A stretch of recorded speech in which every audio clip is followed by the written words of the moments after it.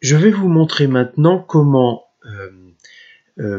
entrer et résoudre des équations dans Casio.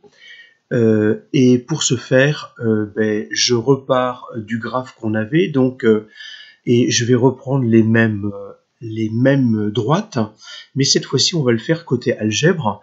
Je vous rappelle, je vous passe l'écran rapide du point E. Vous avez les équations cartésiennes ici des deux équations de droite, le point E de coordonnées 3, 1, et ici maintenant on va partir dans menu, et dans menu on va aller, alors moi c'est la valeur 8, vous c'est peut-être une autre valeur selon que vous avez une génération de 35 plus, de 35 ou 35E et puis ou de 25, donc je vais taper la valeur 8 et vous allez ici vous retrouver avec un choix de F1, F2, F3, c'est F1 simultaneous en même temps. Donc, je vais taper F1.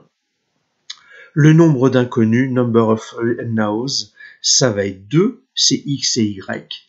Et vous vous retrouvez ici sur ce que l'on appelle une matrice 2-3, 2 lignes, 3 colonnes.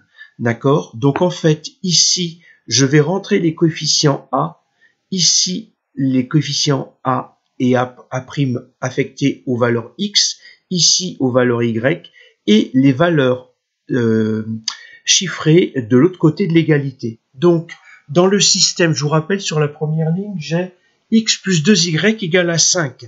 Donc, X, c'est un X, je vais taper 1. Ensuite, 2Y, je vais taper 2. Et ensuite 5. Et vous voyez qu'à partir du moment où j'écris la valeur et que je tape sur entrée, je vais à la position suivante. Attention, j'ai ensuite moins X plus Y égale à moins 2. C'est le moins entre parenthèses, moins 1. Ensuite, Y, c'est 1. Et ensuite, moins 2.